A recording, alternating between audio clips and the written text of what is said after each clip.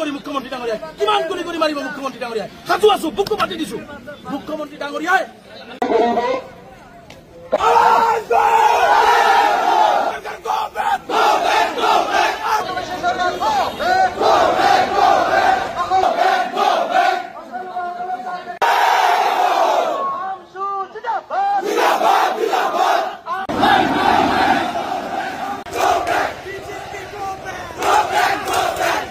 যি ধৰণে মানুহক গুলি কৰি মাৰি আছে যি ধৰণে আত্মহত্যা কৰাবলৈ বাধ্য কৰাইছে আজি গতিকে আমি আপোনালোকক আমি অনুৰোধ কৰিছো আপোনালোকে প্ৰশাসনৰ মানুহ আমি সহযোগিতা আপোনালোকক কৰিম আপোনালোকে আমাক যাব দিয়ক আমাৰ গণতান্ত্ৰিক আন্দোলন কৰিবলৈ দিয়ক আমি পাৰ্টিশ্যন এছমাৰ প্ৰচিডিউৰ মেইনটেইন কৰিছো আমি চৰকাৰক জনাইছো আমি আমাৰ ওপৰত জনোৱা দায়িত্ব আমাৰ ওপৰত জনোৱা দায়িত্ব গতিকে আপোনালোকক আমি ৰিকুৱেষ্ট কৰিছো আপোনালোকৰ মানুহ আমিও মানুহ যি ধৰণে আপোনালোকে চাইছে ল'ৰা ছোৱালী কেনেকে মাৰি আছে কেনেকে আপোনালোকে কেনেকে ল'ৰা ছোৱালীবিলাক নাখাই আছে গতিকে এইখিনি কথা আপোনালোকেও মানুহ হিচাপে আপোনালোকে অনুভৱ কৰক কাৰণ মুখ্যমন্ত্ৰীৰ সম্পূৰ্ণ দানৱীয় চৰিত্ৰৰে কাম কৰি আছে আৰু কেৱল মাত্ৰ ধৰ্মীয় সংখ্যালঘু কাৰণ এইসকল অসমীয়া মানুহ কোনো বিদেশৰ মানুহ নহয় গতিকে আমাক যাবলৈ দিয়ক আমি অকণমান যাম আমি আমাৰ ছাত্ৰ বিষয়ক আমি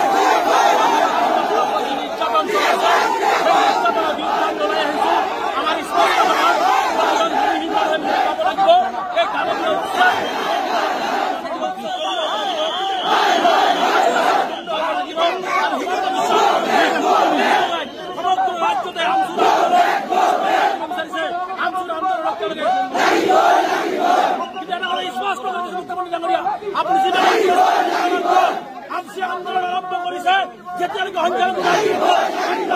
হ'ব তেতিয়া ভয়াৱহ আন্দোলন চলি থাকিব বাধা দিয়া হয় বাৰে আমি কৈছো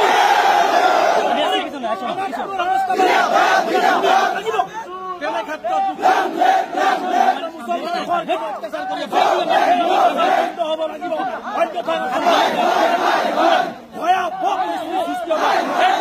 ভয় খাইছে নোটিছ দিছে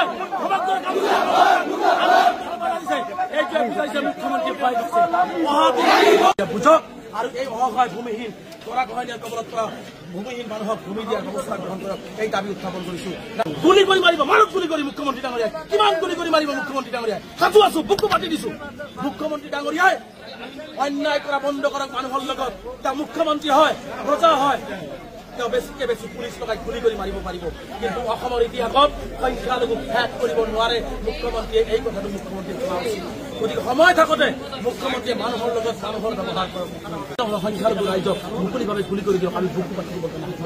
কিন্তু এনেকুৱা অত্যাচাৰ নকৰিব মই পুনৰবাৰ ধুবুৰীৰ পৰা মুখ্যমন্ত্ৰীক স্পষ্টভাৱে সকীয়াইছো মুখ্যমন্ত্ৰীয়ে দানৱীয় কাণ্ডাৰ অত্যাচাৰ যদি বন্ধ নকৰে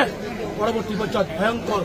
গণ আন্দোলনৰ সন্মুখীন হ'বৰ কাৰণে সাজু থাকিব আৰু অসমবাসী সংখ্যালঘু ৰাইজক আহ্বান জনাইছোঁ আন্দোলন আৰম্ভ কৰিছোঁ